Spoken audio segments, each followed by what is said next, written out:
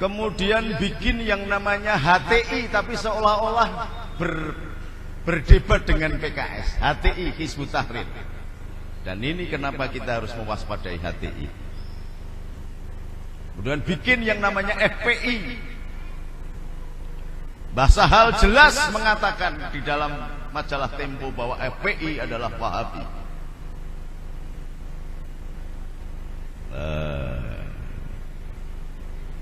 Ini semua bermuara untuk mengelola dan menguasai Indonesia. Ini semua adalah anak kandung dari zaman kekhalifahan Sayyidina Ali ketika diserang oleh kelompoknya keturunan Abu Sufyan namanya Muawiyah. Perang kemudian melahirkan kelompok yang bernama Khawarij. Kelompok Khawarij inilah yang memusuhi kelompoknya Sayyidina Ali dan kelompok Sunninya Sayyidina Utsman radhiyallahu anhu. Kemudian kelompok Khawarij ini pada tahun 1300 sampai 1600, saat itu Islam berjaya di seluruh dunia. Kekhalifahan Turki Ottoman di bawah Bani Abbasiyah berusia 890 tahun, dipimpin oleh Sultan Ahmad Tsani atau Sultan Ahmad II, diserang oleh Inggris dan Perancis.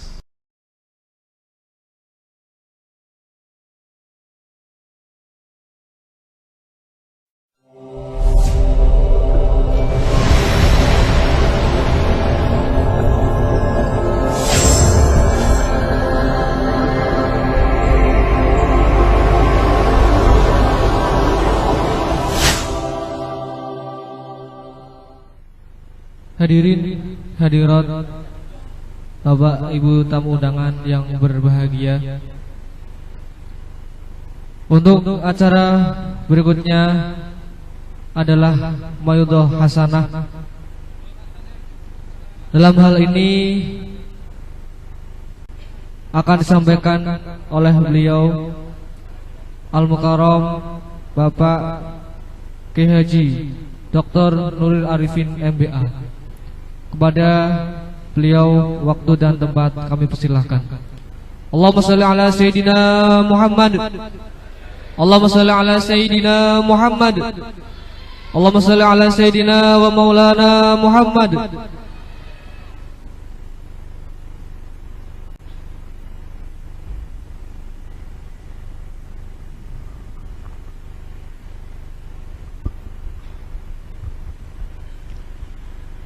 Assalamualaikum warahmatullahi wabarakatuh.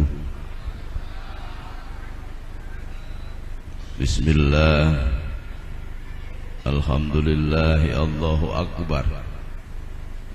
Aqulu ala nafsi wa ala dini wa ala ahli wa ala auladi wa ala mali wa ala ashabi wa ala adyanihim wa ala amwalihim alfa-alfin.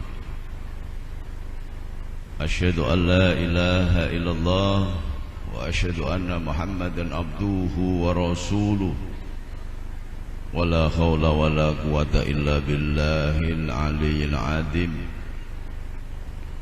Qala Allahu ta'ala, bismillahirrahmanirrahim. Allahu nurus samawati wal ard, masalu nurihi kamiskati fiha misbah, al misbahu fi zujajah, al zujajatu ka'annaha kawkabun duriyu yuqadu min sajarah mubarakatin yaitunatil la sarqiyati wala gharbiyah. Yakadu yaituha yudhi'u walau lam tamsashu nar, nurun ala nur, yahdi lahu linurihi man yasha' ويضرب الله الأمثال للناس والله بكل شيء عليم اللهم صل على سيدنا محمد وعلى آل سيدنا محمد كما صليت على سيدنا إبراهيم وعلى آل سيدنا إبراهيم وبارك على سيدنا محمد وعلى آل سيدنا محمد كما باركت على سيدنا إبراهيم وعلى آل سيدنا إبراهيم في العالمين إنك حميد مجيد وقال تعالى ثم جعلناكم خلائف في الأرض لننظر كيف تعملون صدق الله العظيم وبعد ingkang kinurmatan para alim sesepuh ini sepuh haji sepuh wabil khusus Hadratus Syekh Romo Kiai Haji Mas Safrudin, Romo Kiai Haji Abdul Basit, Romo Kiai Haji Bisri Romli MM niku Master Management singkatannya. Nek kula MBA Master of Business Administration. Kiai Nasir SPDI, Kiai Haji Nasir SPDI, Maulana Habib Lutfi, para pengurus cabang NU Pekalongan, Kiai Haji Musli, mobil khusus Adinda pengurus cabang Ansor Pekalongan, Muhammad Ahsin Hana lan Ketua MWC Kabupaten Buaran, Kiai Husai PC Ansor, pengurus ranting NU Fatayat Muslimat lan sedaya Neven Nahdlatul Ulama ingkang kawula hormati. Monggo kawula dherekaken syukur wonten ngarsane Gusti Allah. Dalu menika saged pepanggihan wonten tlatah ingkang kinurmatan. Selawat lan salam kita unjukaken dumateng junjungan kita Nabiullah Agung akhiri zaman Sayyidina Muhammad sallallahu alaihi wasallam. Allahumma sholli ala Muhammad, Allahumma sholli ala Muhammad. Alhamdulillah suarane cek gandang. Niki pengajian tenggene kandang macan, tapi alon-alon mawon wong kula batas terakhir kayak ini stamina wis ra kuat sejak umroh bulan Maret ngantos sakniki dereng leren. Yang paling membanggakan ketika kula dipun kengken dadi irup apel Banser Sekaresidenan Banyumas di depan 35.000 Banser. Nah, kalau berbicara Banser itu enggak ada kalahnya. Jadi nek Ansor niku cek bekas Ansor, tapi nek Banser nggak ada bekas Banser.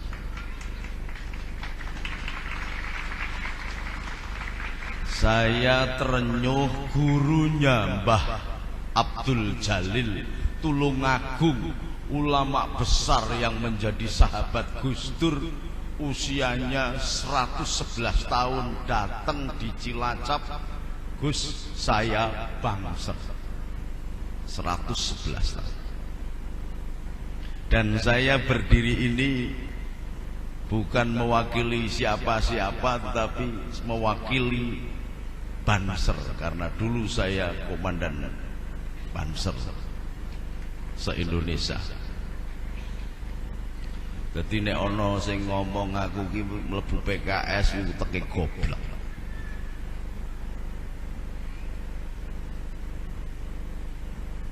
Jauh-jauh Ansor pada nggak ngerti politik, diputuskan dari akarnya. Zaman saya komandan Banser Jawa Tengah, Ansor itu sudah hampir mati. Sing ngono pemuda AMPI, pemuda Pancasila, dan pemuda-pemuda yang lain. Ansor mengkis. Maka zaman kepemimpinannya kakak saya Muhammad Nasir Rohmat, saya wakil komandan Banser Jawa, saya wakil ketua Ansor Jawa Tengah, saya bentuk Banser di seluruh Jawa Tengah. Bahkan yang menyusun program nasional Banser di Munas Watu Congol itu saya. Pada zaman pucuk pimpinannya Mas Slamet Effendi Yusuf. Jadi saya paham betul bahwa Banser itu adalah kader inti Ansor. Banser adalah kader inti Ansor yang harus menjadi inisiator, kreatif, sekaligus eksekutor, pelaksana, dan menjadi stabilisator pada waktu itu. Maka Banser pada waktu itu bisa berdiri sama tinggi dan duduk sama rendah bersama AMPI dan pemuda Pancasila. Bahkan zaman dulu pemuda Pancasila dipimpin oleh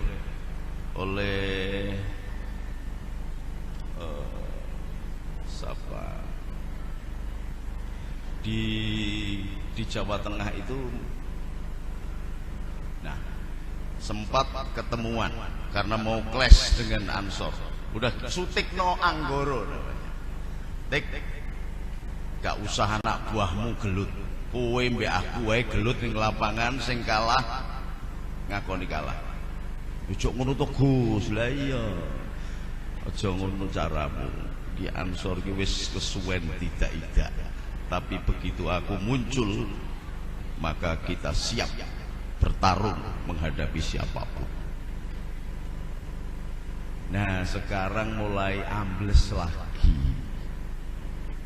karena semua pengurus NU hampir terpecah belah oleh semangat berpartai.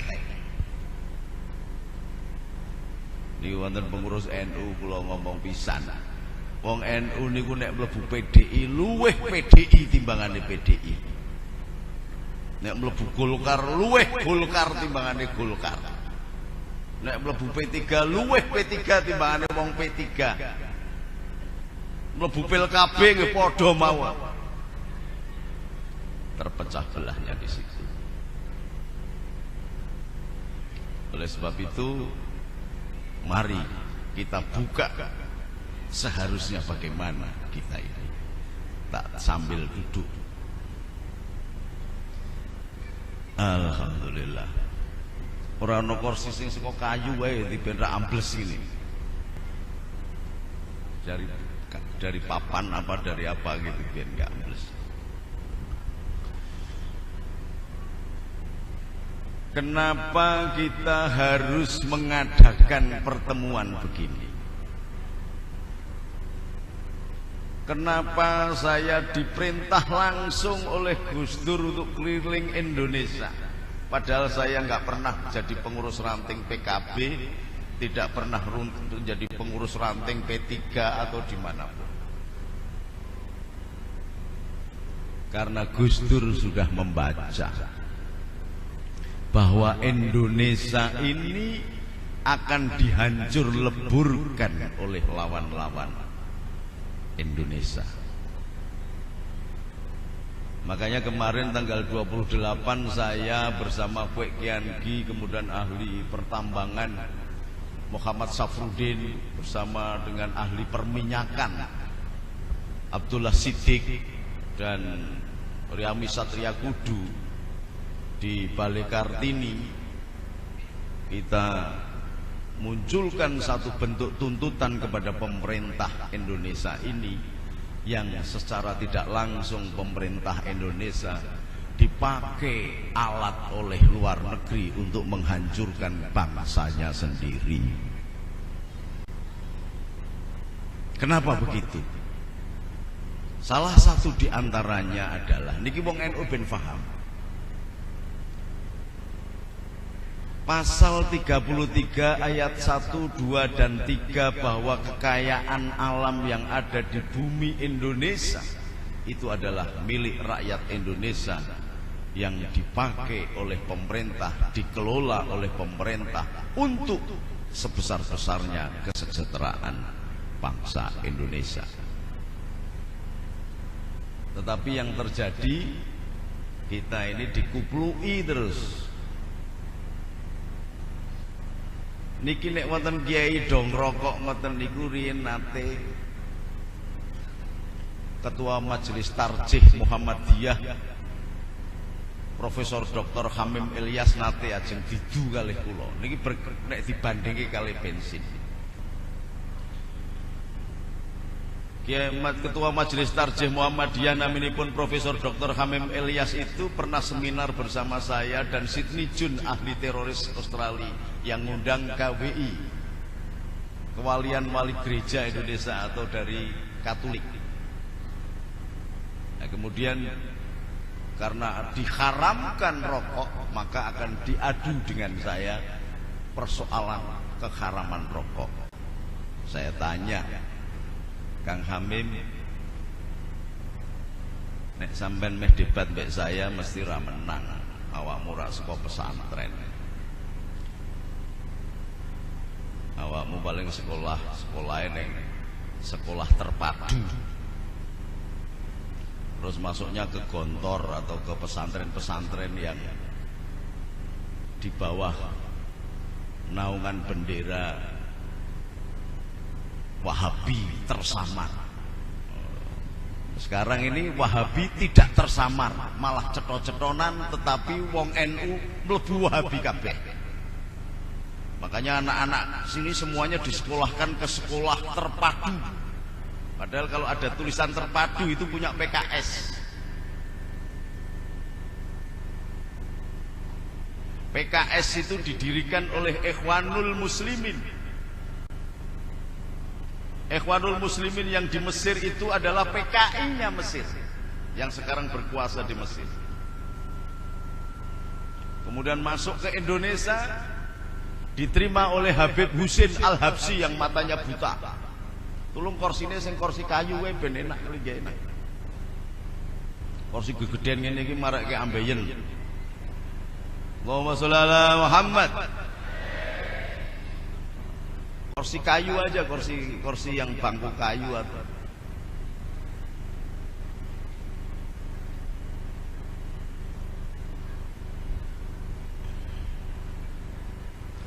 wis rasa kursi wis ngene wae wis.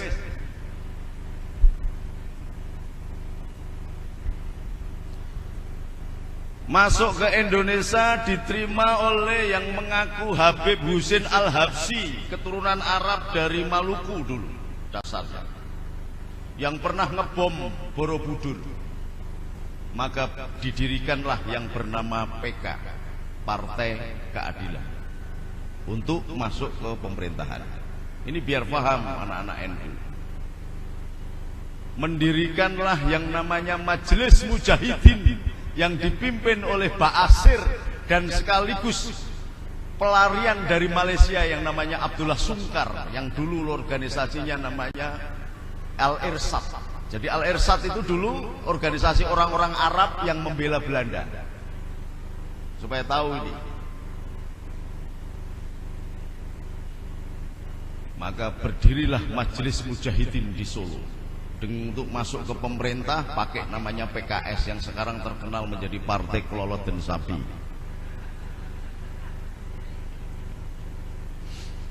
Harus cetok ini, harus ada yang berani ngomong begini. Kalau ngomong aja nggak berani, bagaimana mau berbuat?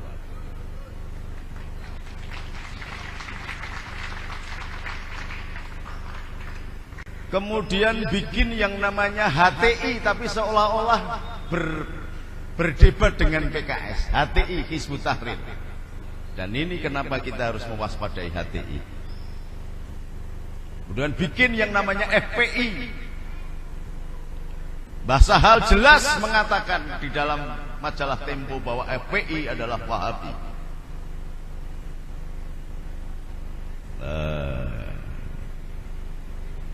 Ini semua bermuara untuk mengelola dan menguasai Indonesia.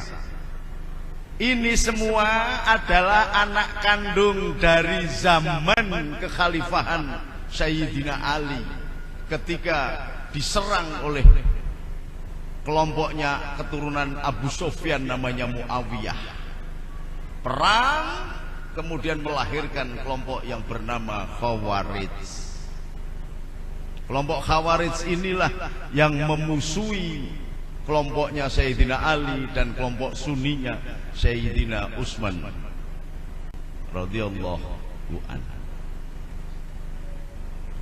Kemudian kelompok Khawarij ini pada tahun 1300 sampai 1600 saat itu Islam berjaya di seluruh dunia.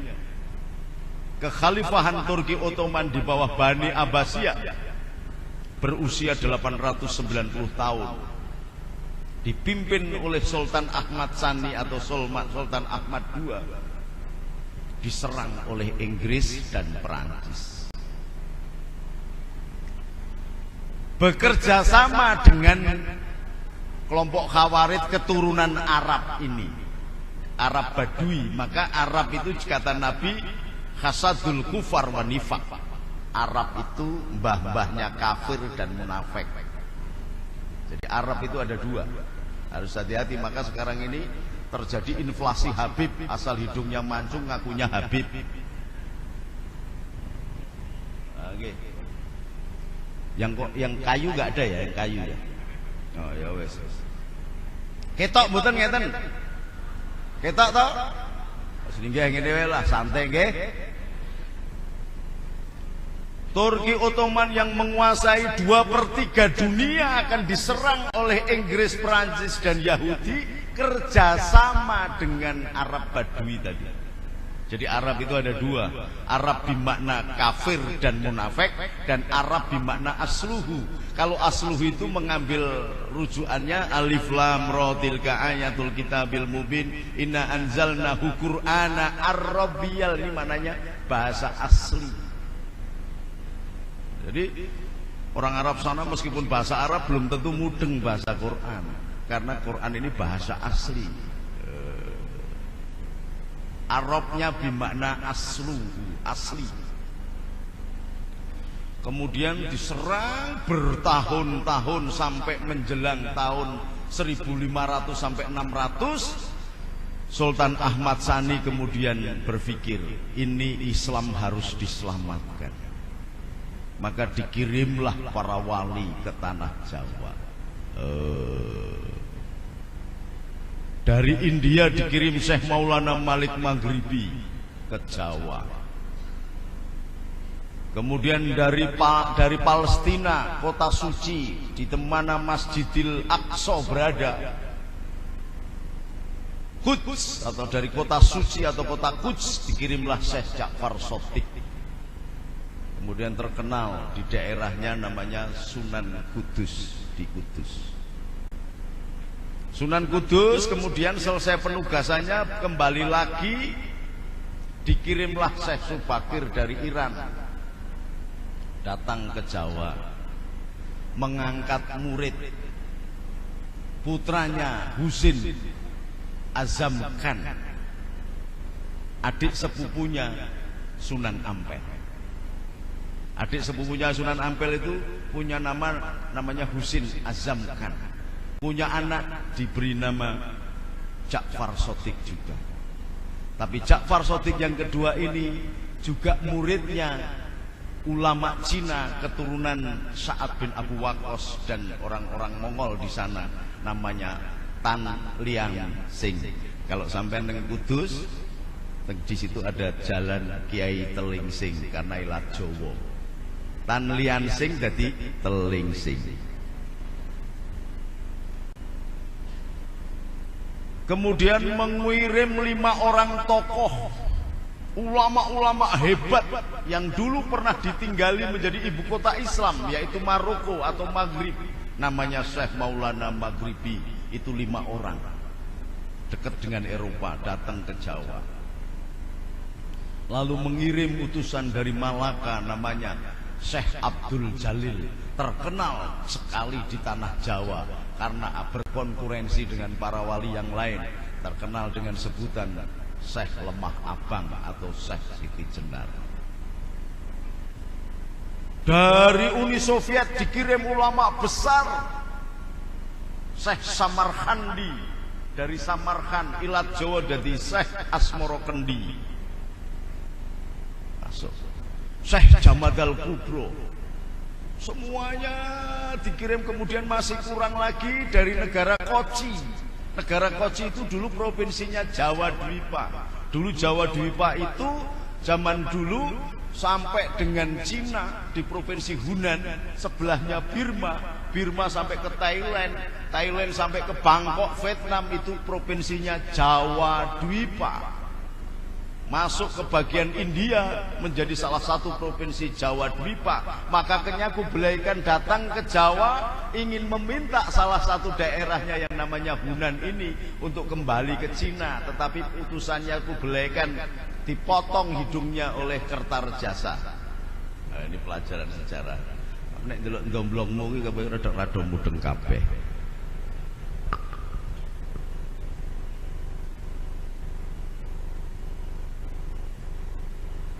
Kemudian dari Kochi diutuslah bapaknya Sunan Giri bernama Syekh Maulana Iskak.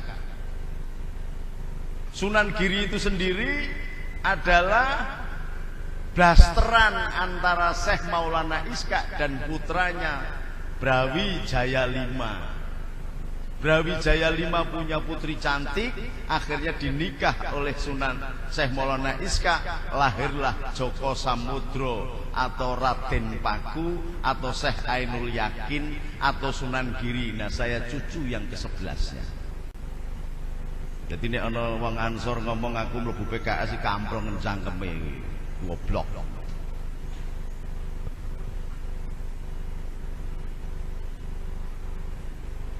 Wes. Itu gini ya ono. Ya ora apa-apa kok dikurangi amplope ya, Dul.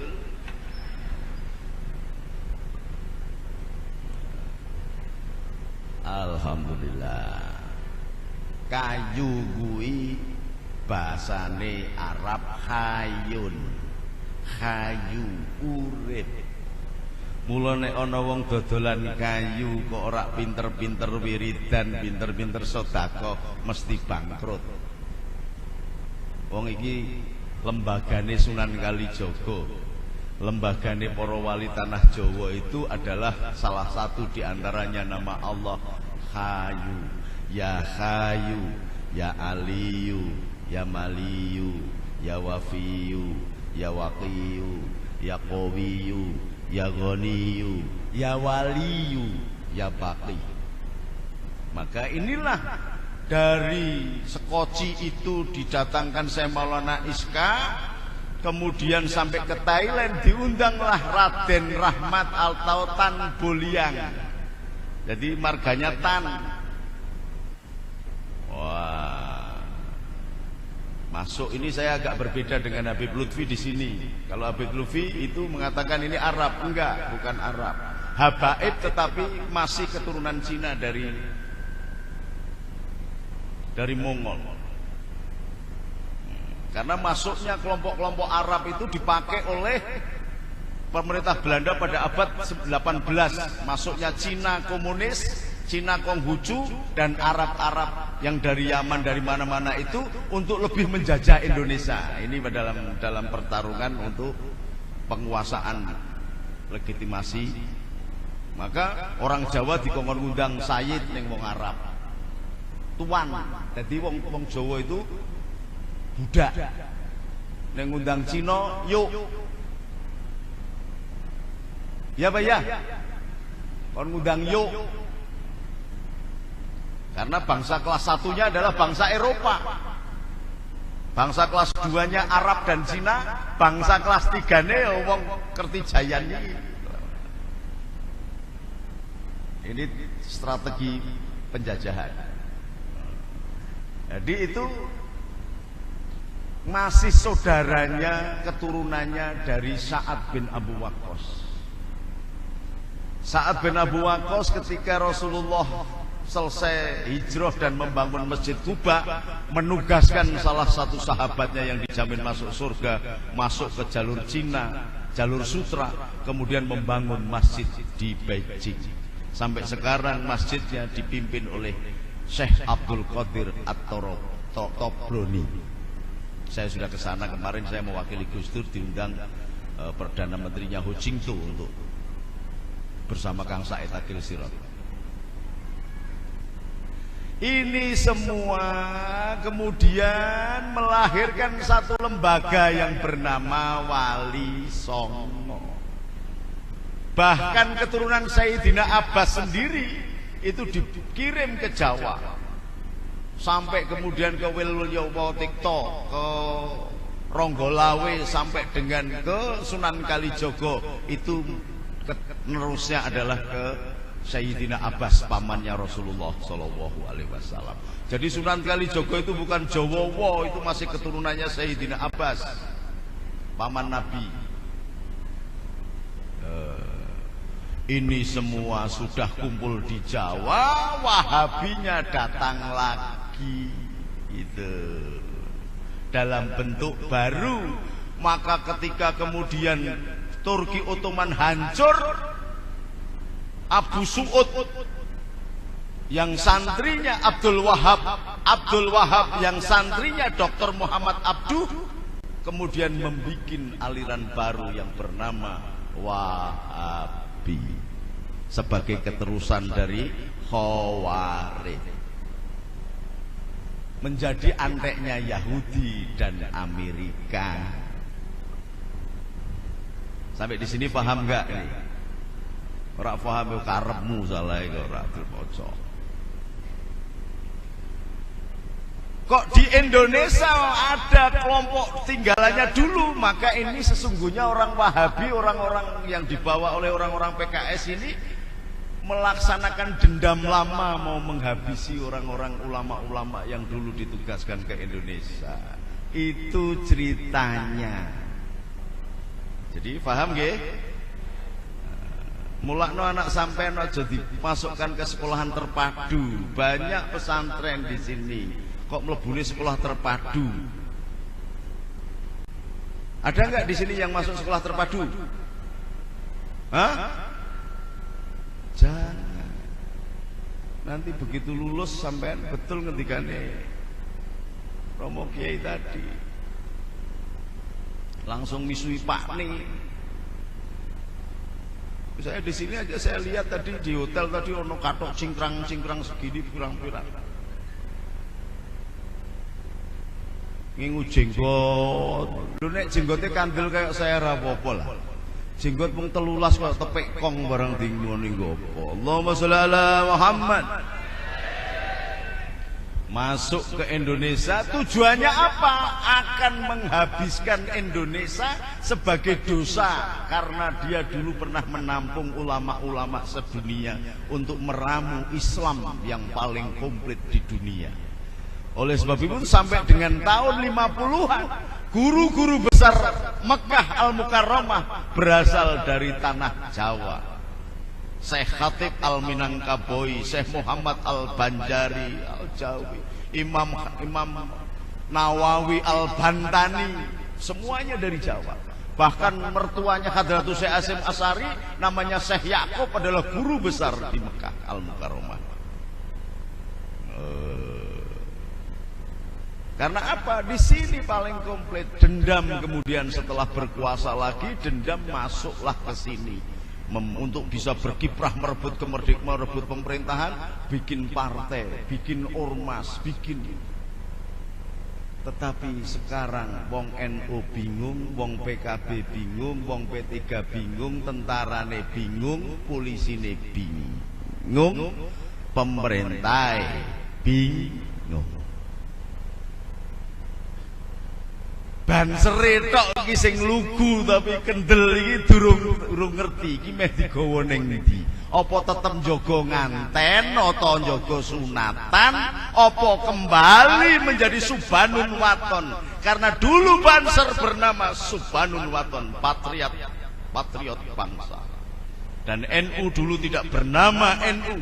Awal pendirian NU bernama Nahdlatul Waton, kebangkitan bangsa. Oke, Wahab Hasbullah kemudian berpikir kalau cuma bangsa yang dibangkitkan tidak kuat ekonominya, maka akan hancur karena minal fuqara kadal kufro. Kefakiran itu pintu gerbang kekafiran. Maka dibangunlah yang namanya Nahdlatul Tujar. Gabungan pilar-pilar Nahdlatul Tujar, Nahdlatul Waton, Subhanun Waton ini berdirilah Nahdlatul Ulama. Tahun 30-an, tahun 33 kemudian membuat muktamar yang menggarisbawahi bahwa negara konsep final warga NU adalah negara kesatuan Republik Indonesia. Tahun 30, muktamar di Banjarmasin, belum ada kemerdekaan. Jadi Nahdlatul Ulama adalah pemilik negeri ini dan yang membangun bangsa ini, membangun negara ini. Maka musuhnya Wahabi bukan pemerintah negara kesatuan Republik Indonesia, tetapi yang membangun negara Republik Indonesia bernama Nahdlatul Ulama. Ingat itu. Maka ketika sekutu masuk lagi ditumpangi oleh nikah, bukan tentara, bukan polisi yang berdiri di depan, tetapi Nahdlatul Ulama Hadratus Syekh Hasyim Asy'ari menugaskan seorang ulama pemberani yang pendekar yang luar biasa, namanya Kiai Abbas Buntet Cirebon, menjadi panglima. Luar biasa. Kemudian disiarkan oleh Bung Tomo di radio. Merdeka, merdeka, merdeka. Itu Bung Tomo. Bung Tomo itu bengak-bengok tok, tetapi yang perang adalah Kiai Abbas Buntet bersama banser-banser pada waktu itu, yang dikenal dengan sebutan Tentara Tuhan, Hizbul Waton. Hizbullah fisabilillah, itu namanya tentaranya. Pasukan Allah dan pasukan yang ada di jalan Allah. Oh, ini harus paham ini. Jadi kalau sekarang ada orang NU mau dituntut oleh Asukino, ketua MTA, harusnya dari Kejayaan ini nulis surat ke Departemen Penerangan. Ada radio yang namanya MTA di Jakarta namanya Roja, setiap hari mengkafir-kafirkan orang NU. Tetapi kenapa sampean diem saja, koyok umplok? Coba dipikir. Kenapa? Kenapa nggak ada yang nulis surat? Duh, pinter-pinter nulis surat, ono pelantikan barang. Nulis surat, ranting ini, nulis surat ke Departemen Penerangan, tembuskan ke DPR, ke Presiden. Nulis surat ini karena ada satu radio yang setiap hari siaran terus. Rakyat menunggu kalian berbuat. Kalianlah pemimpin. Summa ja'alnakum khalaifa fil ardi nadhira kaifa ta'malun. Sudah dijadikan pemimpin kalian ini di muka bumi untuk mensejahterakan orang yang engkau pimpin. Juknisnya jelas, kulukum ra'in wa kulukum mas'ulun an ra'iyatihi. Kalau hanya cuman memimpin partai tok kemudian melupakan rakyatnya, neraka jahanam sampean. Sekali-sekali ngaji tak pisui sampean ora mung swarga tok ae. Paham ini? Kenapa? Penakutkah sampean? Kalau sampean penakut jangan angan-angan surga. Nabi sendiri memimpin perang sampai 33 kali. Ini tidak perang, hanya nulis surat saja. Ini ada radio namanya MTA, Majelis Tafsir Quran, yang berpusat di Solo, dipimpin oleh Ahmad Sukino, disingkat Asukino, Asukirek-keno. Mengkafir-kafirkan dan membuat lembaga pemberantas selawat dan tahlil. Orang gak gendeng ini. Kenapa kita diam? Karena orang NU-nya sendiri, karena anak-anak sahabat-sahabat Ansor sendiri sibuk di partai politik saja. Sampai kemudian sudah jelas digawe ke partai oleh Gus Dur, pecitatan ndak gar-garwan. Sudah dibelah-belah, akhirnya nanti orang NU tidak punya partai lagi karena tinggalannya mendiang-mendiang ulama tidak dipakai lagi. Kalau ini sampai nanti PKB atau P3 bubar, maka orang NU akan menjadi gelandangan partai lagi. Gelandangan partai, ngemis-ngemis ke partai-partai lain yang tidak akan sampai dihormati sebagai orang NU. Tidak akan.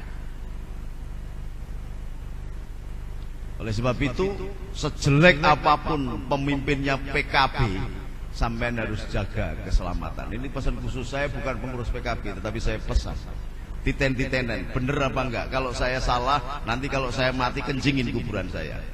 Sengaja ini memang dihancur leburkan.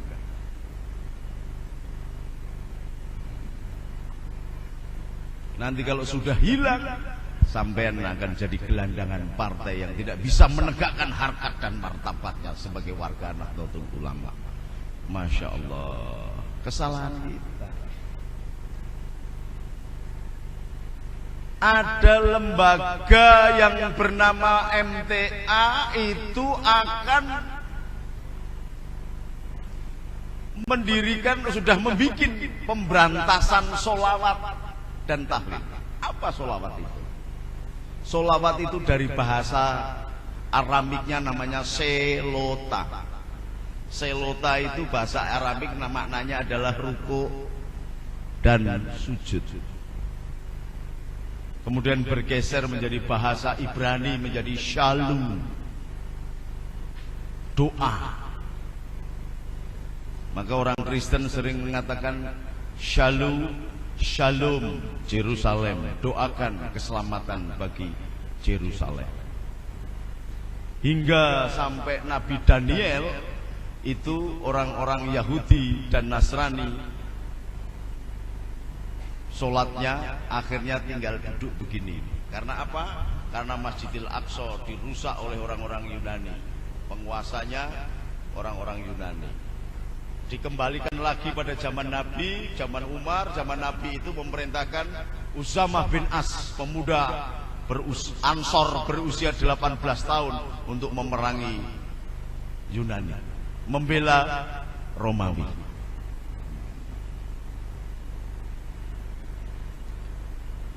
Dari selota itu menjadi shalu, kemudian berbahasa Arab menjadi sholat. Bentuk jamaknya sholat itu sholawat. Jadi kalau ada orang lembaga mendirikan organisasi pemberantasan sholawat, maka sesungguhnya itu PKI. Berani nggak Banser ini ngatasi? Alah, mung rong lertok ngono nganggo seragam ganteng-ganteng. Wani ora? Gitu. Kalau perlu saya turun lagi ke lapangan.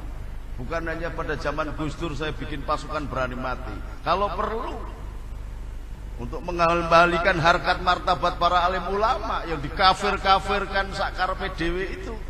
Ini panggilan jihad. Wong NU iso nesu, bisa marah. Dan spektakuler kalau orang NU marah. Yang namanya tentara sekutu yang bisa mengalahkan Jerman, mengalahkan Itali, mengalahkan Inggris. Jenderalnya mati di tangan ulama bernama Kiai Abbas Buntet. Dia pemenang perang dunia, dikalahkan oleh Kiai Sarungan yang bernama Kiai Abbas Buntet. Solawat itu. Jadi harus paham alurnya. Kenapa kita nggak berbuat apa-apa? Karena selama ini kita bingung harus berbuat apa. Yang kedua, dia akan memberantas tahlil. Tahlil itu apa? Kalimat la ilaha illallah, itulah tahlil. Diturunkan oleh Allah kepada Nabi Adam.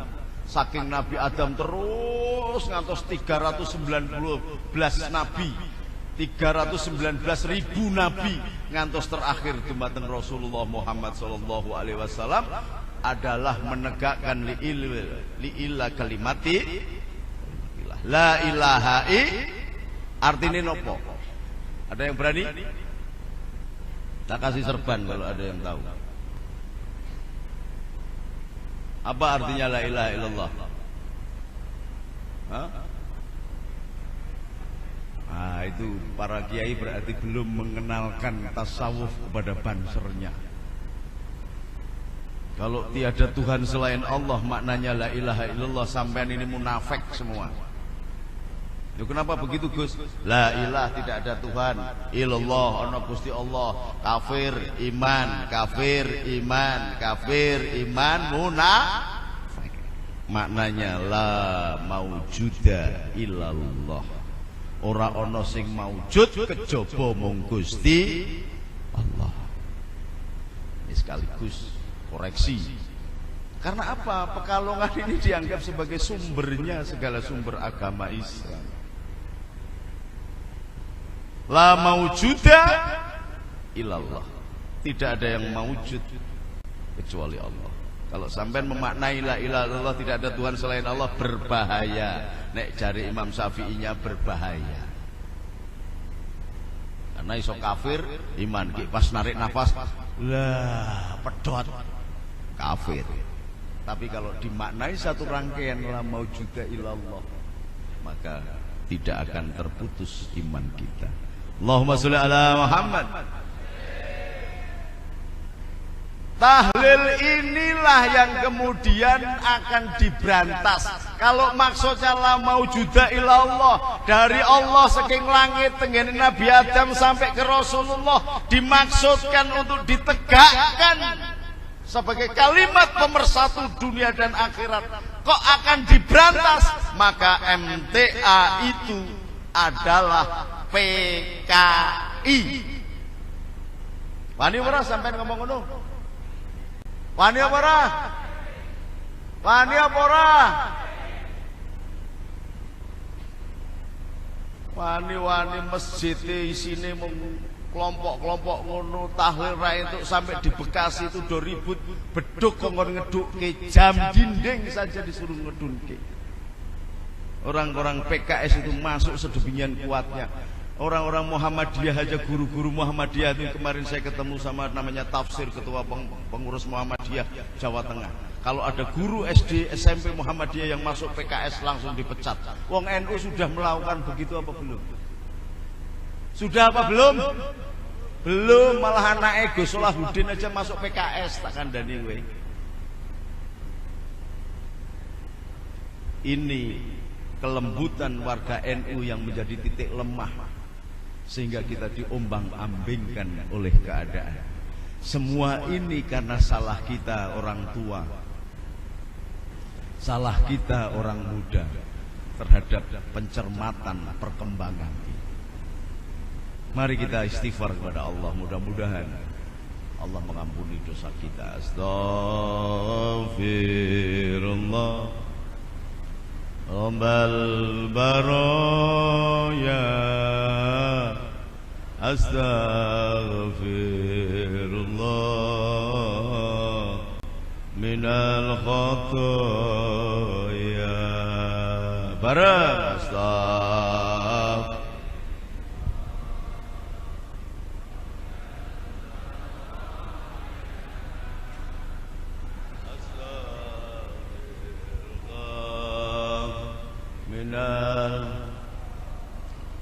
Rabbi tani ilman nafi'ah wa wafiqni amalan salihah.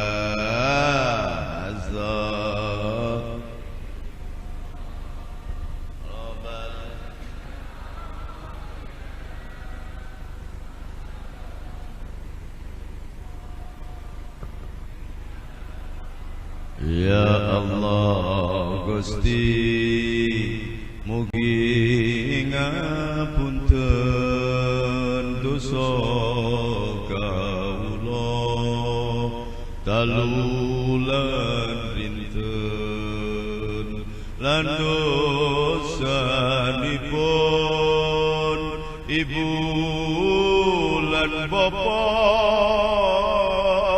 lan dosa alim ulama lan dosanipun tiang Islam sadonya.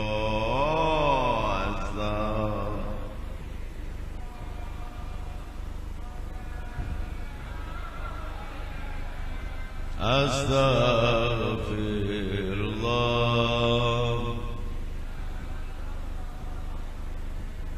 Alhamdulillah, bapak-bapak, ibu-ibu, maka sudah dari hubungan sakmono akeh wis runtut itu, kemudian Wahabi masuk ke Indonesia memburu musuh lama, menghancurkan Indonesia, harus menghancurkan Nahdlatul Ulama.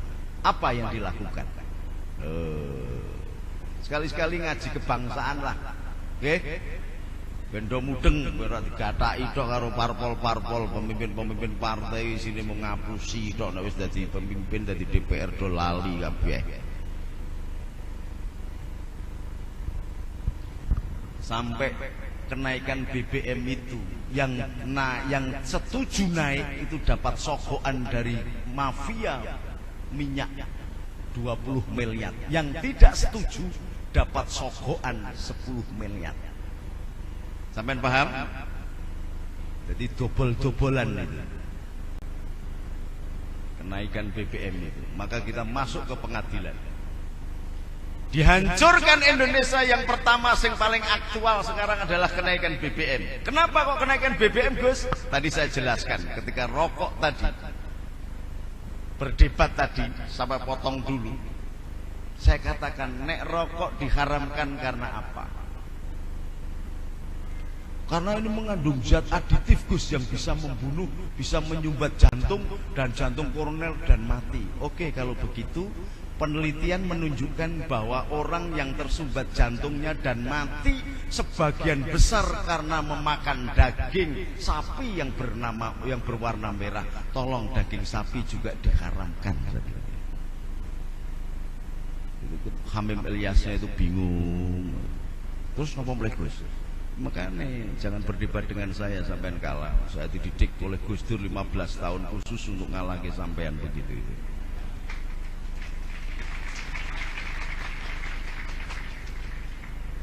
Tulung, kacang, kedele, tahu, tempe, melinjo, emping, kacang koro, kacang benguk, kacang opo kabeh diharamke. Lho kok ngoten, Gus? Asam ora. Wis ora usah nganggo ayat-ayatan nek debat mbek wong Muhammadiyah iki ora usah ayat-ayatan. Napa mleh, Gus? tulung gula pasir itu juga diharamkan.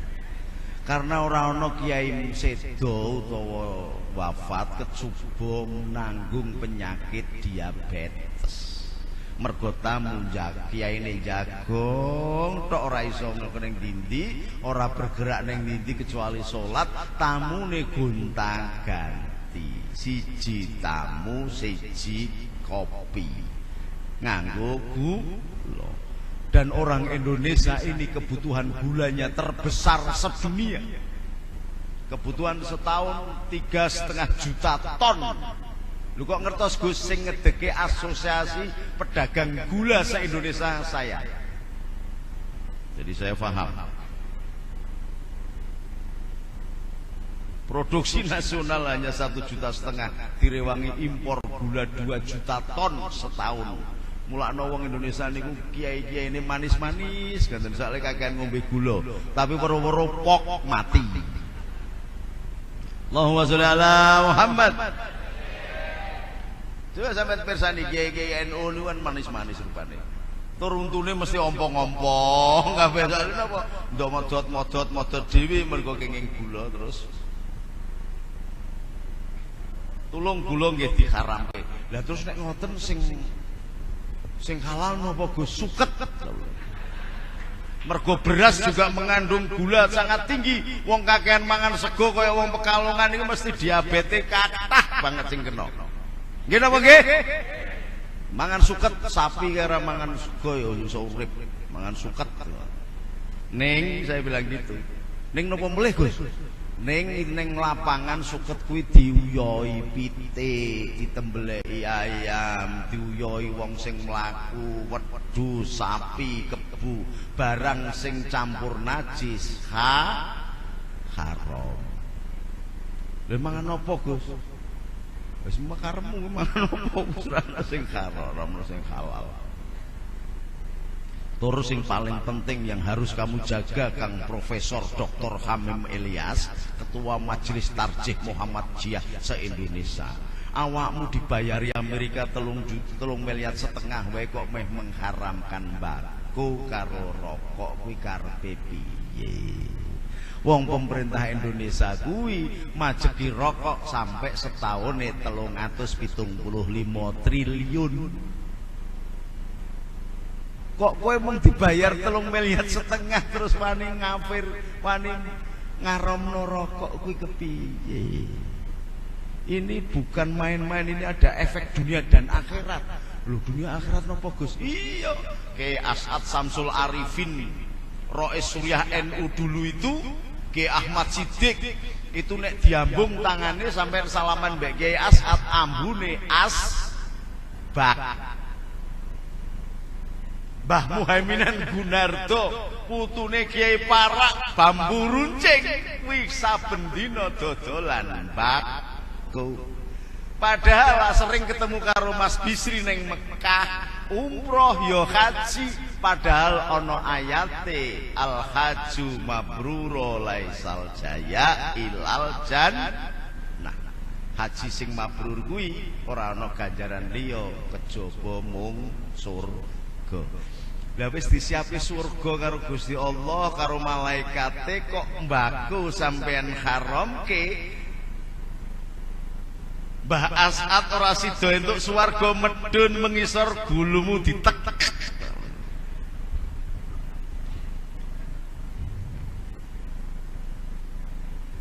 Mbako saja membuat orang ribut karena mengandung zat aditif jarine. Tetapi bensin yang sekarang dinaikkan itu berkualitas sampah.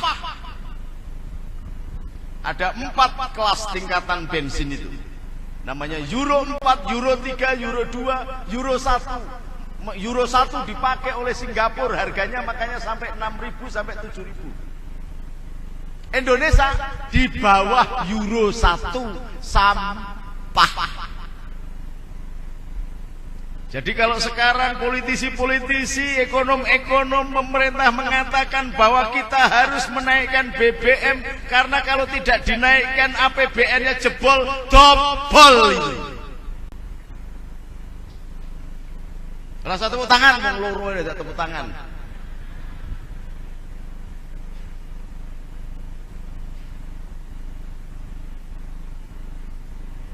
Jerman memang betul 10.000, 8.000 karena dia Euro 4, kualitasnya luar biasa, bagusnya.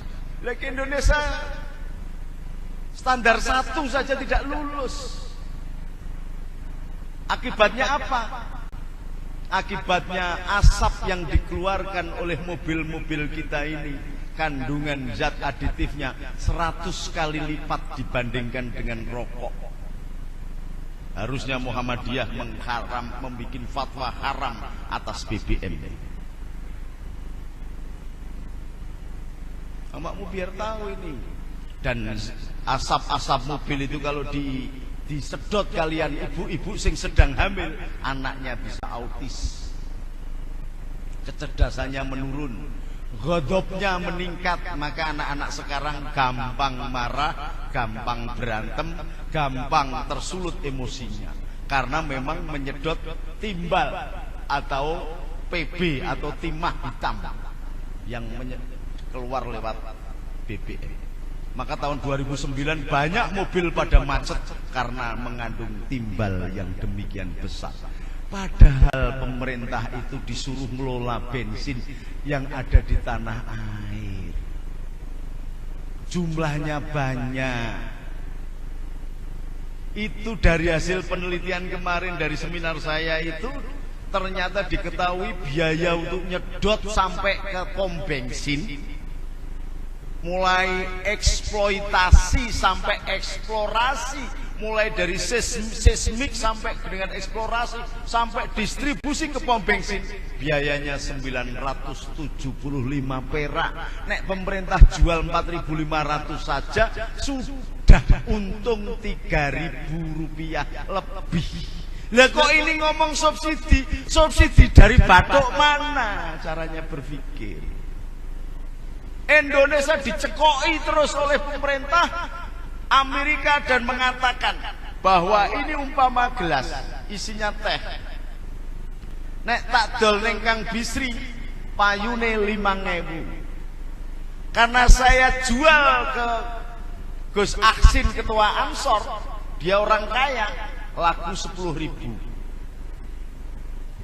Saya modalnya 900 rupiah, tak dol ning gone Kang Bisri payu 5.000, berarti badi 4.000. Tapi nek tak dol ning gone Kang Aksin payu 10.000, berarti harusnya badi 9.000. Karena ini saya jual ke Kang Bisri yang merupakan wakil rakyat dan memang rakyat Indonesia, lalu saya mengatakan saya sudah memberi subsidi kepada rakyat 5.000. Itu bener apa ora? Bener apa salah? Salah.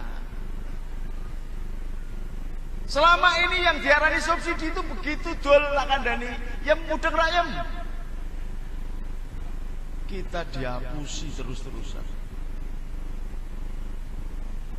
Jadi ini tak dol ning Kang Bisri 5.000, tapi nek tak dol ning gone Aksin 10.000. Mergo ini mung tak dol ning gone Kang Bisri, saya ada advantage, peluang keuntungan 5.000 ini, saya katakan saya memberi subsidi kepada rakyat. Lho iki kan dobol-dobolan namanya. Tidak pernah mengeluarkan duit sepeser pun. Lah kenapa kok minta ke APBN? Duitnya kemana? Dibagi-bagi oleh koalisi partai itu. Maka kalau Kang Bisri mewakili PKB, semen takoni untuk bagian piro Kang Bisri? Apa mergo Kang Bisri ya wong jujur, wong Pekalongan dadi ora ngerti, mergo kek krungu iki perhitungane ya kan? Masya Allah. Maka kalau ini bisa, udah ini orang-orang tua macam saya lah, yang sudah tidak terdengar di udara lah, menuntut ke pengadilan, memberikan pendidikan supaya ini dibuka transparansi informasi biar rakyat tahu gitu loh. Maka sampai sekarang pemerintah itu tanpa menaikkan saja masih ada selisih 94 triliun. itu duitnya ning APBN bisa, saya bisa mempertanggungjawabkan, tak dudoke nggone ning ndi ana sing katakan begini. Lagi me diuntal sapa 94 triliun ini kok malah menaikkan lagi. Harusnya pemerintah itu menaikkan pajak bagi orang kaya yang punya mobil, bukan menaikkan BBN yang berakibat kepada rakyat. Pajaknya dinaikkan, tetapi dengan pajak ternyata tidak efektif, sebab katakan tidak pada korupsi nek sithik. Anas itu katakan tidak pada korupsi nek sithik. Jadi surat Anas pas ayat hambalang monggo. Mergo di surat An-Nas ayat senturi monggo. Mergo katakan tidak pada korupsi nek sithik. Maka ada surat Al-Baqarah ayat Vitalia Honda Jazz regane 20 juta. Surat An-Nisa ayat Ayu Azhari 20 juta mergo susune gedhi.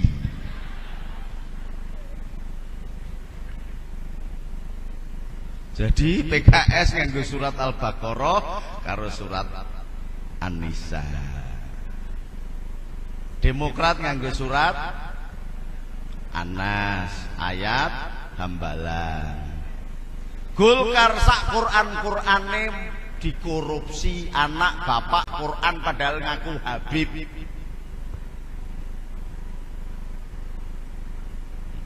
Diuntah lah kabeh sak Quran-Qurane. Ya Allah, melibatkan koncone Kang Bisri jenengane Budi Priyono, wakil ketua DPR RI. Makanya Kang Bisri hati-hati sampean sarungan.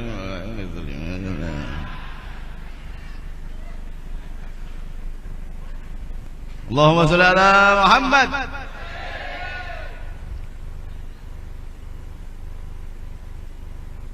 Saya ditawari oleh Mbak Maharani. Mbak Maharani ini orang Sunda, ibunya Sunda, yang ibunya menjadi istrinya salah satu presiden Amerika. Itu kebetulan sahabat saya.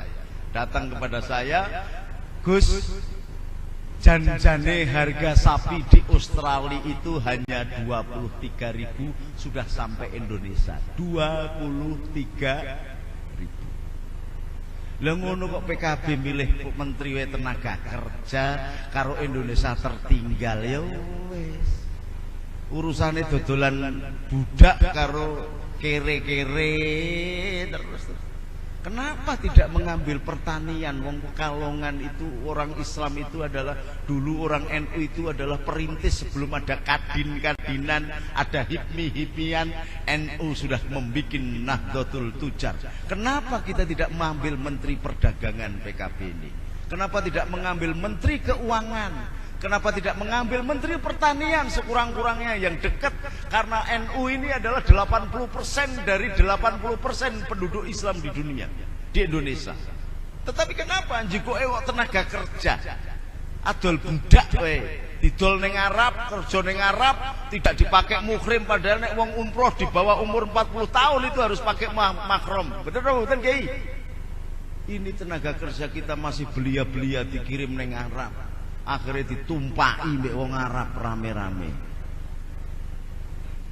Ini biar tahu sampean, jangan bangga sampean duwe anak wedok dikirim ning Arab. Orang Arab di sana itu kalau mau nikah harus punya satu rumah, harus satu mobil, harus punya onta, dan maharnya sekitar 100 sampai 250.000 real, alias sama dengan 500 juta rupiah. Karena tidak banyak yang tidak mampu, maka kemudian beli TKW, kerjasama dengan Departemen Tenaga Kerja yang mimpin sedulure Kang Bisri itu Muhaimin.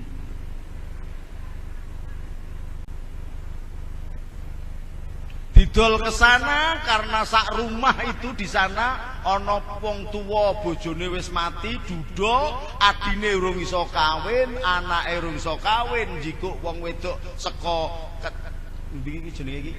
Kertijayan, gawa rono salume satu lubang rame. Maka di samping dapat devisa berupa dolar juga dapat anak keturunan Arab. Ya Pak ya. Astaghfirullah Rabbal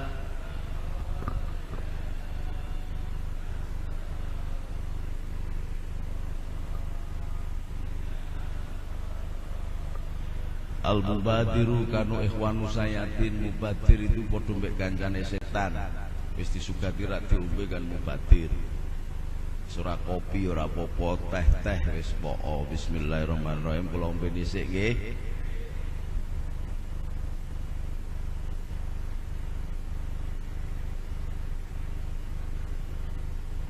Sunah Nabi nek bar ngombe disugati wong niku sepertiga saja atau setengah.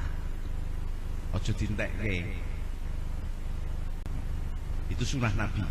Mergo aku disugati sak siji loro telu tak entekke siji berarti sepertiga.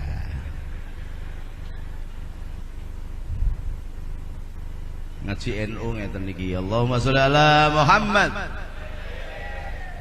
Dari BBM itu dihancurkan kualitas bangsa Indonesia.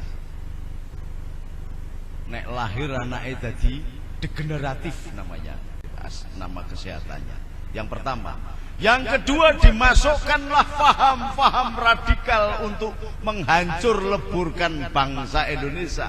Maka yang dimusuhi oleh Wahabi adalah Nahdlatul Ulama. Oleh sebab itu di Banyumas kemarin saya tegakkan kembali, saya perintahkan kembali dan saya serukan untuk kembali kepada akidah ala ahlu sunnah wal jamaah.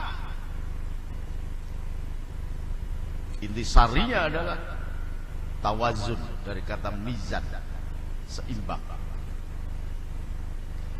tengah. Maknanya apa?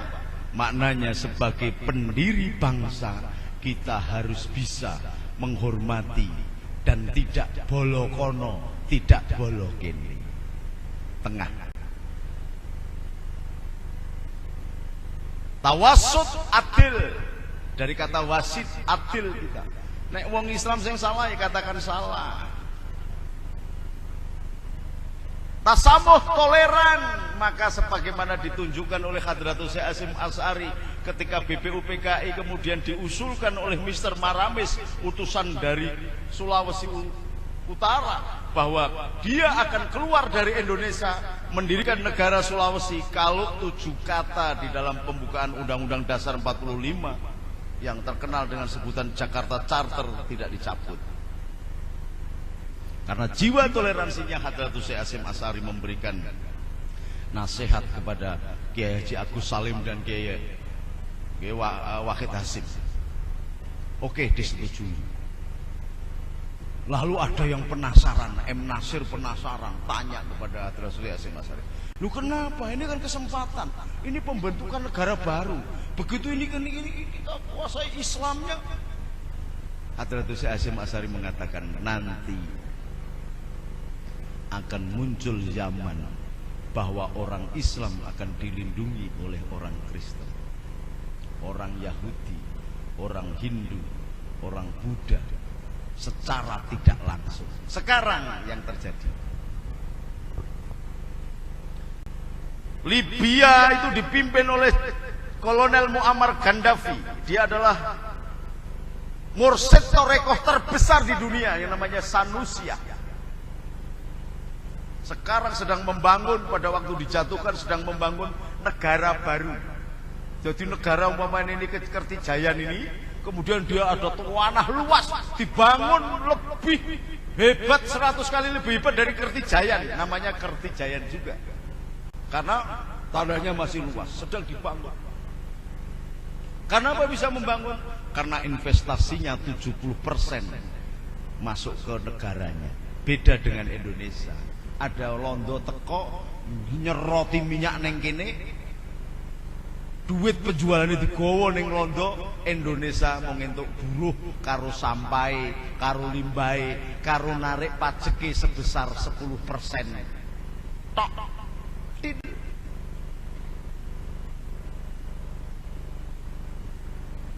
Libya 70% kembali ke negara. Investor 30%. Kenapa sana bisa, sini tidak bisa? Karena sampean milih presiden salah.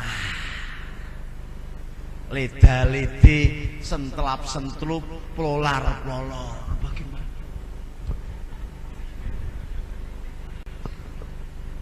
Oke, son, oke.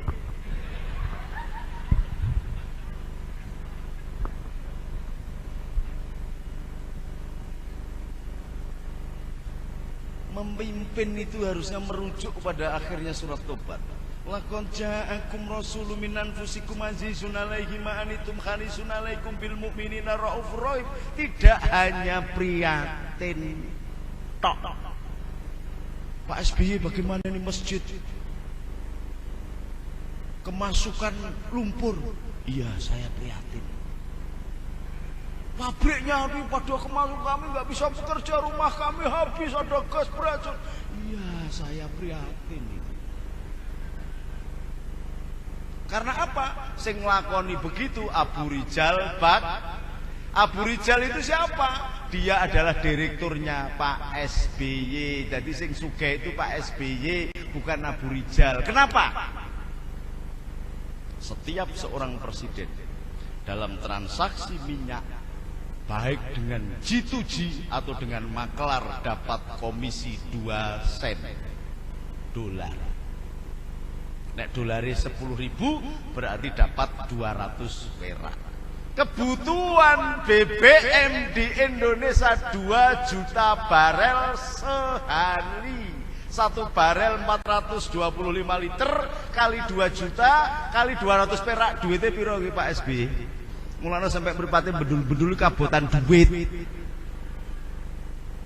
Ngono kuwi yo DPR ki ora ngerti, nek ngaku ngerti yo anak buah Gus Dur.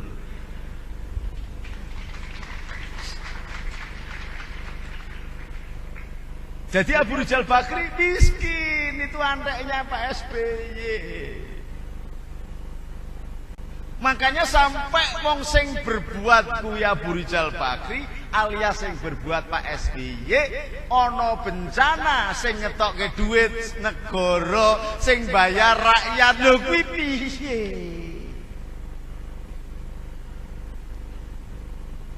Ora paham to, banser-banser iki pokoke anggere ana sunatan tok do jogo gagah-gagah.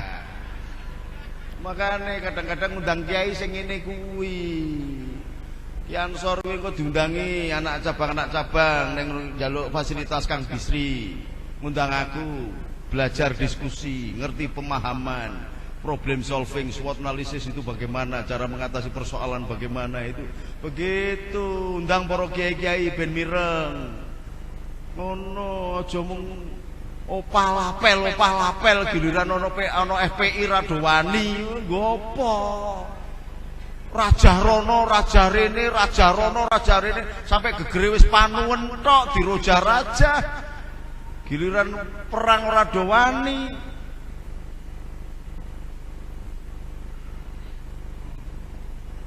Iki salah panitia kok ngundang aku. Wis ngerti nek macan kok diundang, kletaki jiji to. Melakno ana pengurus Ansor sing ora seneng aku diundang teko rene to. Ya ora? Goblok kuwi jenengane kuwi. Ansor harus turun ke lapangan. Paham, kalau zaman saya Ansor wah militan. Banser militan. Begitu ulamanya diserang oleh kelompok yang tidak jelas, langsung turun, bikin pasukan berani mati. Gitu. Lah wong Ansor Bansor kok nunggu instruksi, belum dapat instruksi dari pimpinan cabang. Oh, pimpinan cabang menunggu. Saya belum dapat instruksi dari pimpinan wilayah. Nek ketuane Jabir ya ora bakal ono instruksi to, melek wae ora alasan ngono. Jabir melek wae ora alasan.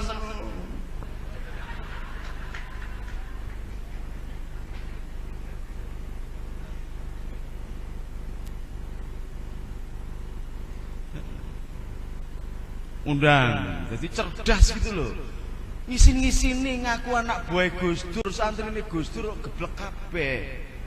Cara berpikirnya Gus Dur itu luar biasa.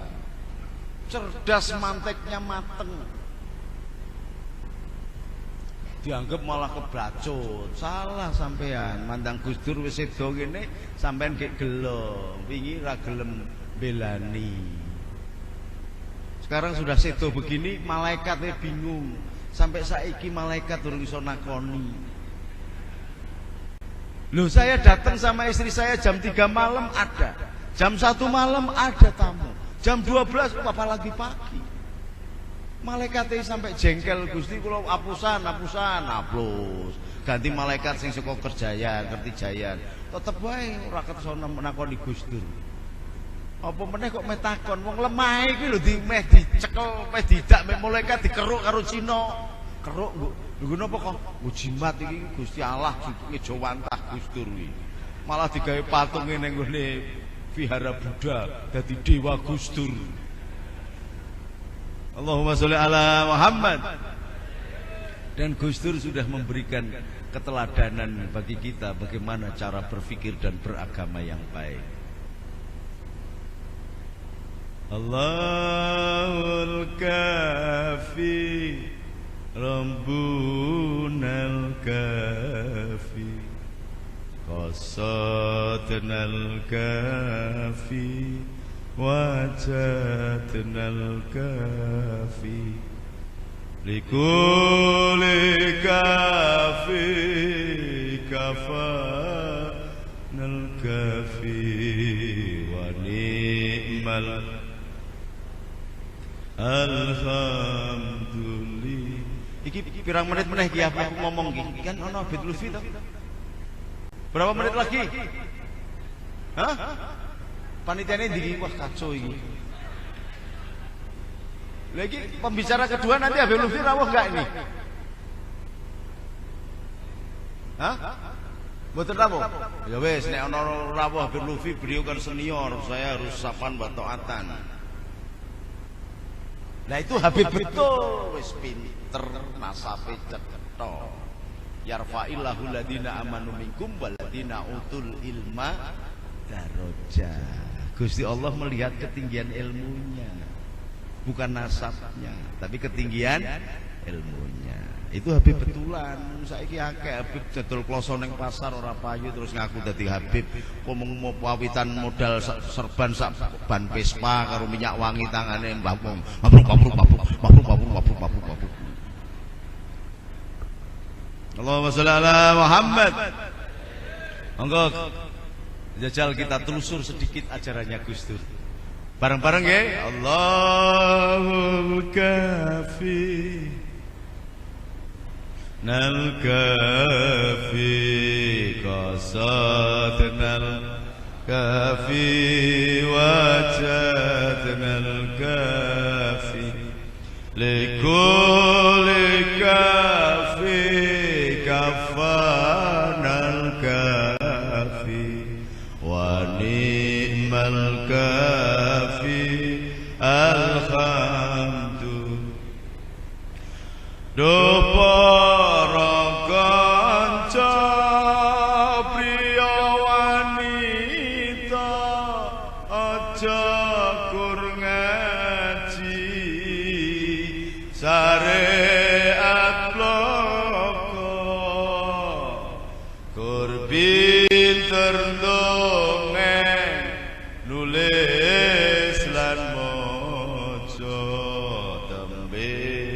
Burine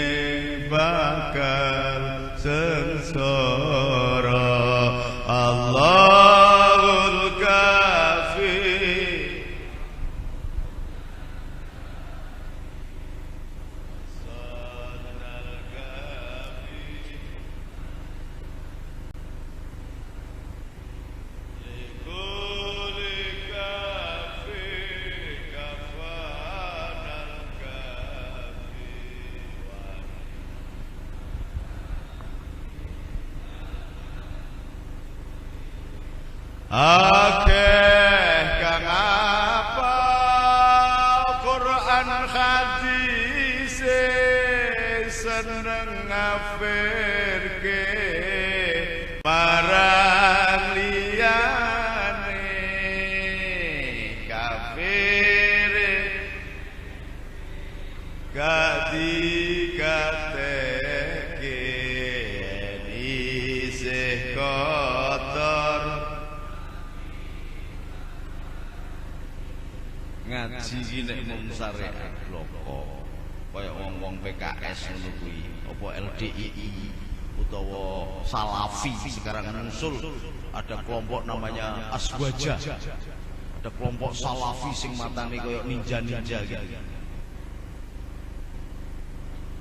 Repot. Kalau kemarin saya ngaji ning Meranggen sebelah Kiai Muslim. Itu bid'ah itu. Pokoknya harus Quran dan hadis. Yang di luar itu bid'ah, kafir.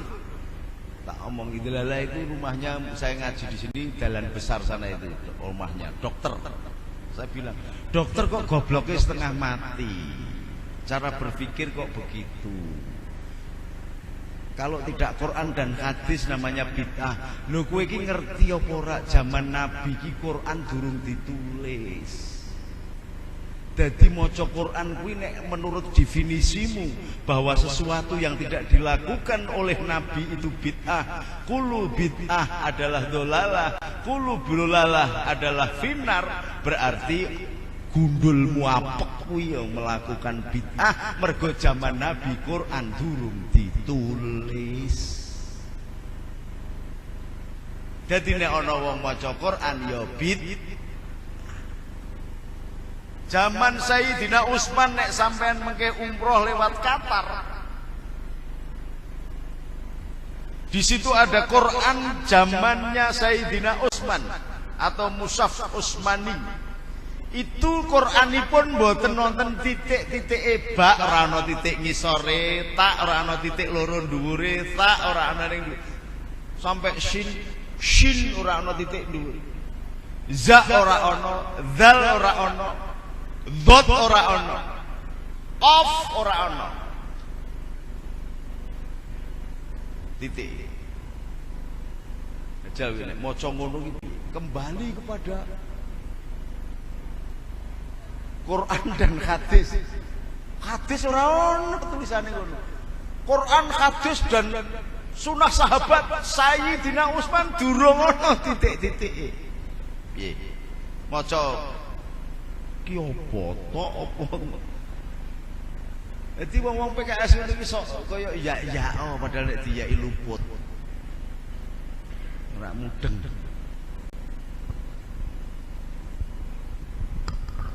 Wah itu pakai Sayyidina itu bid'ah. Rasulullah nggak pakai Sayyidina.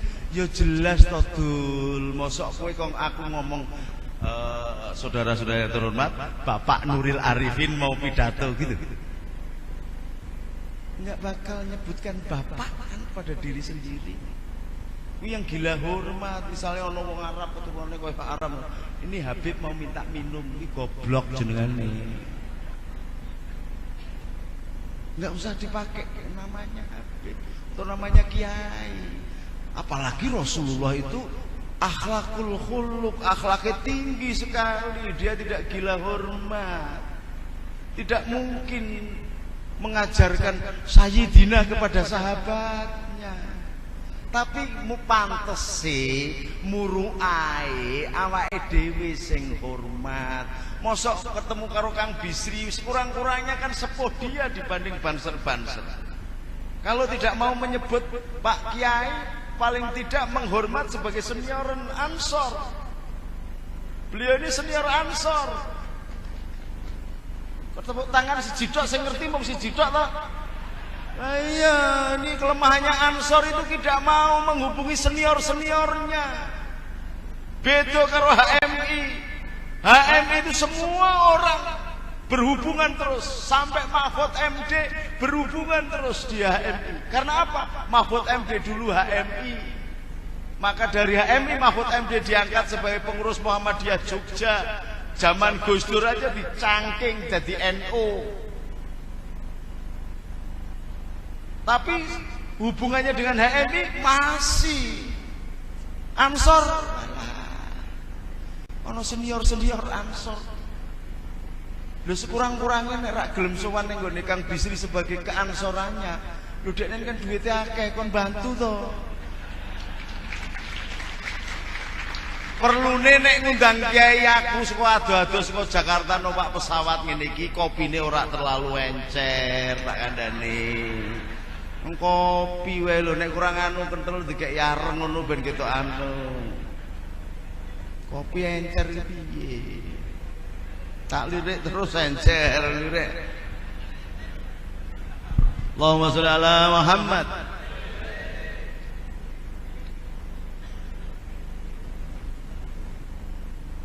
Dawae salat iki piye? Akimi salat. Akimi salat. Atau paling tidak kemudian terus piye? Diterjemahke oleh Nabi. Solu kama ra'aitumuni usolli. Lah kuwi piye? Wong jaman kuwi ora ono sing nulis. Kowe maca karo apa? Sing ngandani sapa?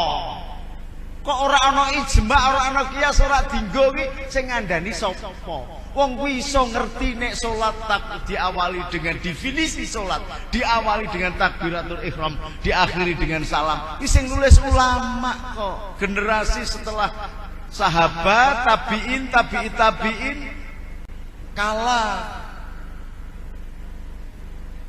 ulama. Imam Syafi'i, ora imam-imaman. Piye? Ngaji kalau syariat bloko kacau. Lho ki nek kon terus maca, lha kowe kaji sing ngongkon kaji sapa? Quran kok ada wa atin finnasi bil haji ya tukari jalan wa ala kulli dhamirin yatina min kulli fajin amik liyasatu manafi allahum. Maka saya berhaji. Lha ki maknane apa dul? Berangkat to undango haji jamaahmu Ibrahim, mula sliramu bakal ningali wong do berbondong-bondong ning Baitullah, padha numpak unta, numpak jaran sing kuru utawa mlaku. Lah dapurmu iki lunga haji numpak apa? Numpak motor? Kalau kowe numpak motor mabur, kamu sendiri mengatakan sesuatu yang tidak dilakoni oleh Nabi adalah bid'ah. Semua yang bid'ah adalah dolalah, yang dolalah adalah neraka. Kowe lunga kaji malah mlebu neraka mergo kowe lunga kaji numpak motor mabur. Nek mlaku dipangani wak paos tak kandhani yem. Lho ngaji begini juga bid'ah to Kiai? Wong Nabi niku mboten ngangge speaker, awake dhewe ngangge speaker. Nabi nek ngaji nganggo plek, ora nganggo listrik. Nabi kok jajal kok ana Sayyidina Ali ngaji disorot lampu ngene bloloken tak kandhani jaman biyen rung ana lampu listrik. Aku tak tahan-tahan sampai keringetnya sak jagung-jagung iki lho. Disorot terus ket mau.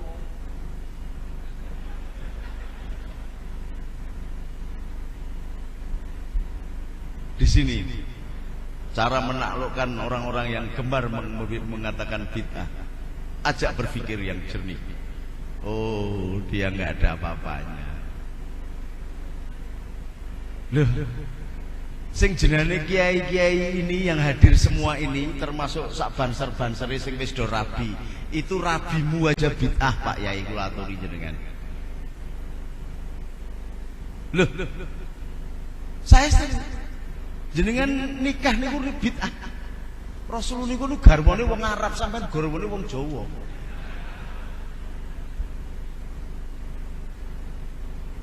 Lho kene kok mboten.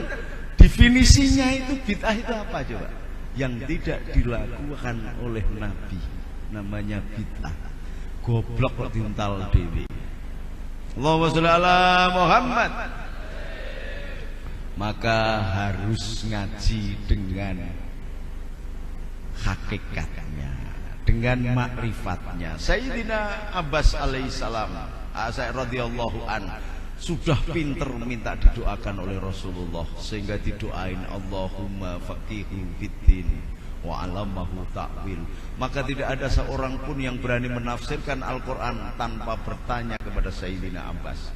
Tidak ada orang yang berani menulis kitab tanpa bertanya dulu kepada Sayyidina Abbas. Karena apa?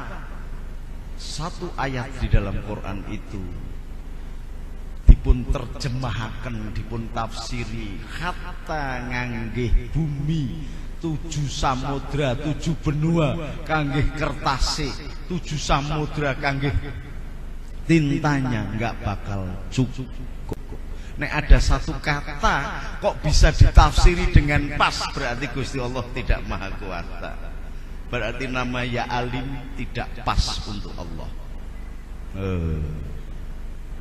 Satu kata itu artinya bisa macam-macam, malah bisa pada saling salah paham. Lho napa saged Gus? Satu kata kok malah membuat orang salah paham? Bisa. Saya dulu pernah mimpin haji-haji jenderal pengikut peserta Lebanas, termasuk Jenderal Mutoyib, termasuk Jenderal Koswara. Nggak ada Kapolda Banten itu ikut dulu, perempuan namanya Siti Fatimah atau siapa. Pas nggawa tas begitu diperiksa, kan bedogol-bedogol diperiksa, ditakoni. Nggawa buah kesemek, ngertos mboten kesemek? Napa niku? Kledung utawa kesemek, nek di Jakarta namanya buah genit karena ada bedaknya. Tangkoni sama petugas imigrasi, mahada dengan PD-nya, hada kesemek. Wah, langsung petugas imigrasi ini ngamuk-ngamuk. Wah. Orang ngerti tuh, memang bener kesemek dikit. Ada kesemek ngono ta. Ngenesu petugas imigrasi ini. Saya diundang Syarif Ta'al fi muskilah. Nah, piye nopo duduhke buah mahada. Oh, saya langsung ngerti. Oh, hada kesemek lugat Jawa au Sunda, lalu lugat Arabik. Iki kesemek bahasa Jawa atau Sunda, ora bahasa Arab. Sebab nek bahasa Arab kesemek kus kelamin muk mbokmu.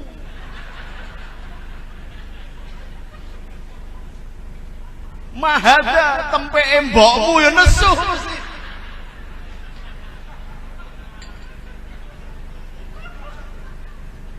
Nesu.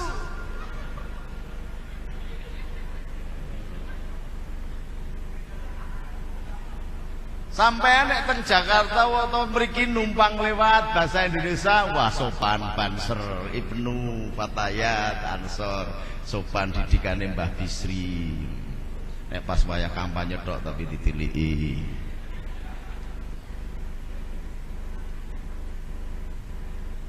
Tapi nek teng Malaysia numpang liwat di Balang Watu sampean. Mergo numpang itu sanggama, berhubungan seks, lewat bubur gratis. Numpang liwat, oh Balang Watu sampean. Di sini sopan. Gentenan Pak Koswaranya tak anteni kolonel itu bagian apa kalau silabus itu nyusun silabus itu kurikulum Lebanas. Ki Pak Koswarane endi tak goleki bengok-bengok Gus. Tibake dienggo dolanan karo petugas imigrasi Genten. Gegere kon buka, kon modeste, wetenge kon buka. Ngono mergo apa? Maismu Koswara. Lah aku ditakoni, begitu teko ngono langsung tak sentak, tak adub ya akhi. Ada askari fil Indonesia. Ada jenderal. Mergo jenenge Koswara, Kus kelamin warok geger, kon buka gegere endi apa ana sing nempel nang gegere.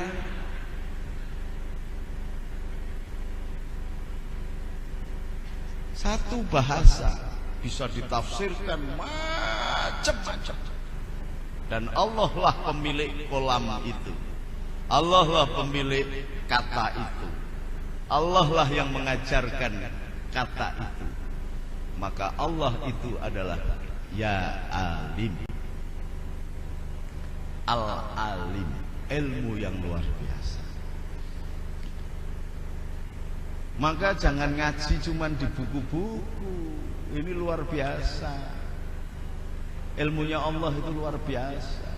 Wali-wali yang didatangkan ke Jawa dulu itu kemudian melakukan penetrasi budaya, mengajarkan tentang agama, tidak hanya syariat tetapi sampai kepada tasawuf tingkat tinggi.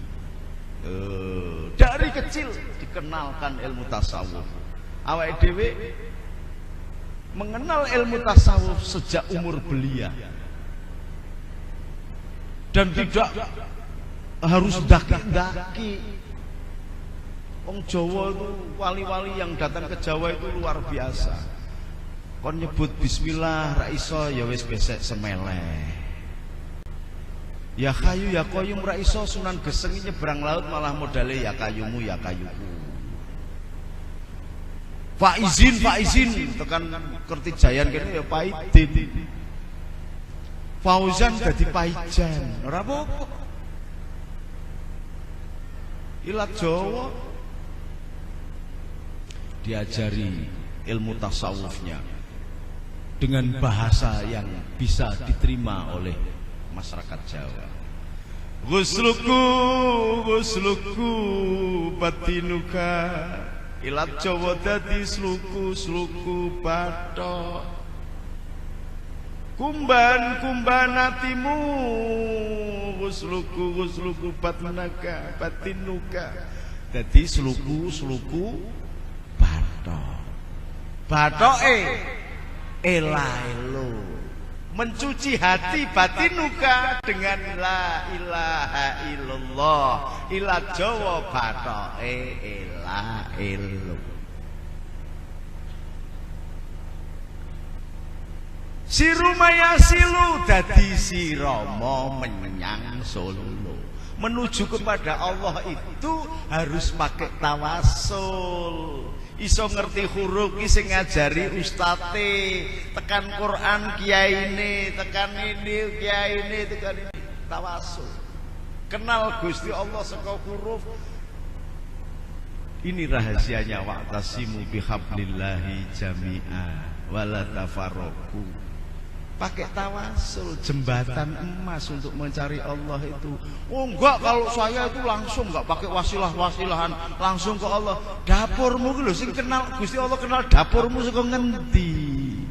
Wong Gusti Allah ku wis meremake memiliki mekanisme biar dikenal oleh manusia hambanya, diturunkan nabi-nabi. Nabi-nabi ini membawa risalah-risalah untuk bisa mengenal Allah. Lha kok ngarang dhewe aku ora nganggo tawasulan langsung nang Gusti Allah. Wah, bikoplak wis.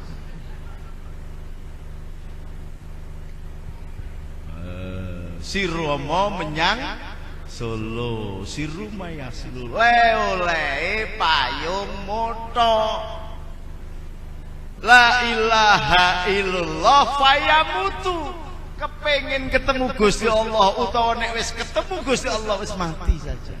Maka banyak wali melakukan zuhud sebagai bentuk mati. Para wali melakukan uzlah, nyepi sebagai bentuk mati. Para nabi melakukan kholwat sebagai bentuk mati. Rasulullah melakukan topo napa mboten? Bertapa apa enggak Rasulullah? Siapa yang bisa jawab tak kayak tasbih? Bertapa apa enggak Rasulullah? Ngacung. Ayo wani ngacung. Lha ngacung to dul topo bengak-bengok kaya njaga sawah ngono kok ngakune banser iki piye. Ayo ngacung, siapa yang berani? Ya, maju ke depan. Ini kental. Namanya siapa? Berasal dari mana? Nama Freddy Novianto. dari Simbang Wetan. Gusti. Topo. Alhamdulillah. Rasulullah menerima wahyu di mana? Di masjid? Apa di gua? Di gua. Kenapa tidak bertapa di Masjidil Haram? Kenapa malah di gua? Karena gua itu pasti adanya di gunung. Gunung itu bahasanya adalah mer. Mer itu adalah keajaiban atau rumah Tuhan. Karena di sana tidak ada gunung, maka di bukit-bukit pun disebut mer. Maka mukjizat Tuhan bahasa Inggrisnya adalah miracle. Maka mer yang berapi di Indonesia namanya Merapi. Mer yang berabu di Indonesia namanya Merbabu. Sehingga Fasen itu belajar agama Buddha ke Jawa. Bukan orang Jawa belajar agama Buddha di India atau di Cina. Salah. Pusat peradaban dunia itu dulu ada di Jawa. Disebut bumi Atala. Dari bahasa Sanskerta Atala, tanah surga. Maka disinilah lahirnya Nabi Adam di Jawa ini. Surganya zaman dulu itu adalah Jawa. Maka disebut Purbalingga. Purba itu wiwitan, linggo lanang-lanang kang wiwitan. Purbalingga lanang kang wiwitan. Maka kadang-kadang mbok bocong-bocong jadi pin rotok. Allahumma sholli ala Muhammad. Si Romo menyang Solo leo-leo payung, maka bertapa, mematikan kehendak, mematikan nafsunya sampai Rasulullah ngendika jihadul akbar adalah jihadul nafs. Dadi nek awake dhewe kepengin golek Gusti Allah mburu donya tok alah ora bakal ketemu. Ora bakal.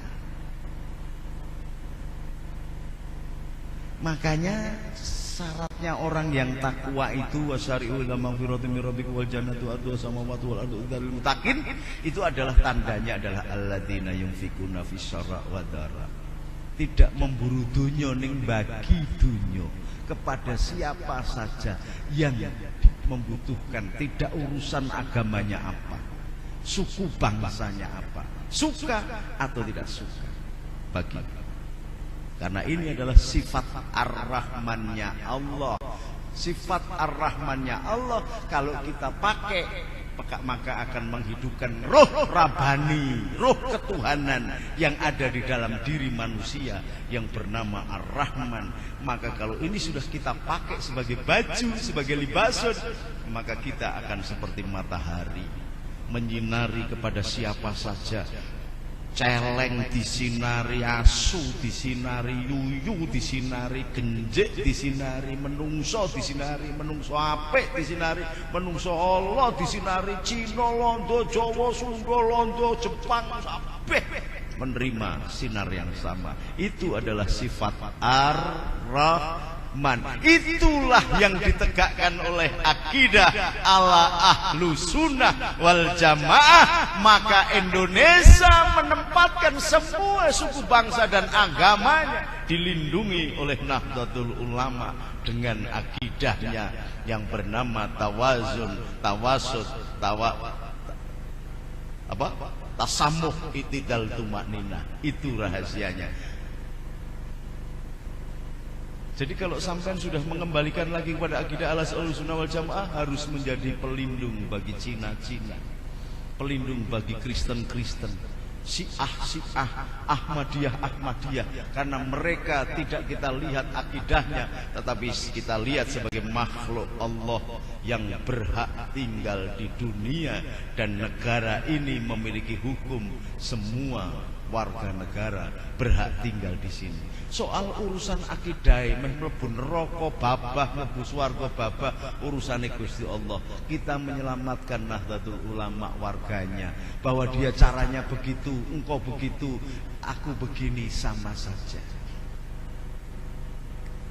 Lakum dinukum waliyadin. Allahu Rabbuna wa Rabbukum, lana amaluna walakum amalukum.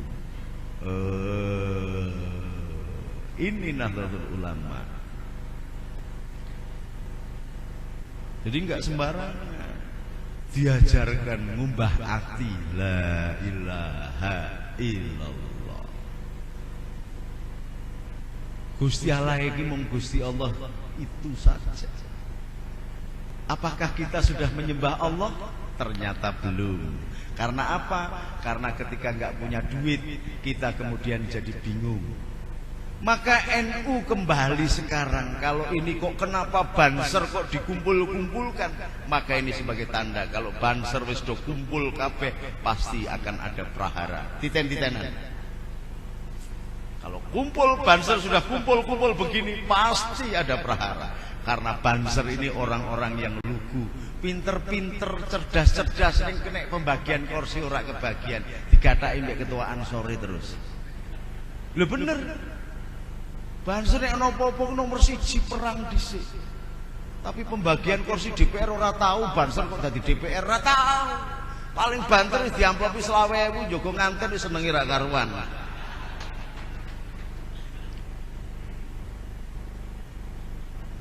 Ya Pak ya. Paham? Wabillahi taufik wal hidayah. Assalamualaikum warahmatullahi wabarakatuh. Kula nyuwun donganipun kiai setempat dipun doai monggo